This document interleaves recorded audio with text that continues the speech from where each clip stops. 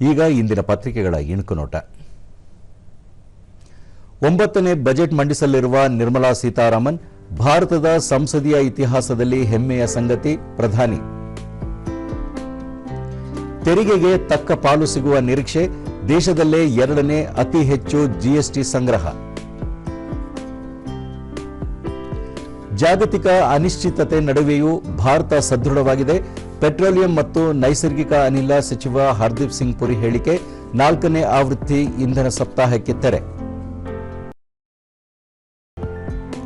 ಮುಟ್ಟಿನ ಆರೋಗ್ಯವು ಹಕ್ಕು, ಶಾಲೆಗಳಲ್ಲಿ ಬಾಲಕಿಯರಿಗೆ ಉಚಿತ ಸ್ಯಾನಿಟರಿ ನ್ಯಾಪ್ಕಿನ್ ವಿತರಣೆಗೆ ಸುಪ್ರೀಂ ಕೋರ್ಟ್ ಆದೇಶ. ಆಸ್ಟ್ರೇಲಿಯನ್ ಓಪನ್ ಫೈನಲ್ಗೆ ಅಲ್ಕರಾಜ್, ಜೋಕೋವಿಚ್, ಯಾನಿಕ್ ಸಿನ್ನರ್, ಜೈರವ್ಗೆ ಸೋಲು.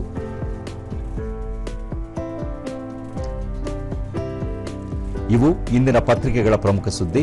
ಉಳಿದಂತೆ ನಗರದ ಜನರಿಗೂ ಗೃಹ ಆರೋಗ್ಯ, ಜಿಬಿಎ ವ್ಯಾಪ್ತಿಯಲ್ಲಿ ಯೋಜನೆ ಜಾರಿಗೆ ಆರೋಗ್ಯ ಇಲಾಖೆಯಿಂದ ಅಗತ್ಯ ಸಿದ್ಧತೆ. ರಾಜಧಾನಿಯಲ್ಲಿ ಹಠಾತ್ ಸಾವು ಹೆಚ್ಚಳ, ವಾರ್ಷಿಕ 3,000 ಮಂದಿ ಮೃತ, ಹೃದಯಕ್ಕೆ ಭಾರಿ ಹೊರೆಯಾದ ವೇಗದ ಜೀವನ ಶೈಲಿ. ಮೇ 9ರಂದು ಕಾಮೆಡ್ಕೆ ಪರೀಕ್ಷೆ.